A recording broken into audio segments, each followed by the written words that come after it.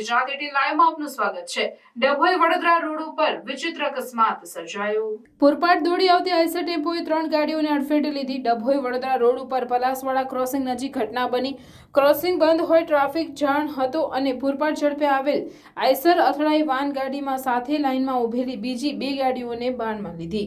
બનાવમાં કોઈ મોટી જાનહાનિ થવા પામી ન હતી, પણ કાર ચાલકને ભારે નુકસાન થવા પામ્યું હતું।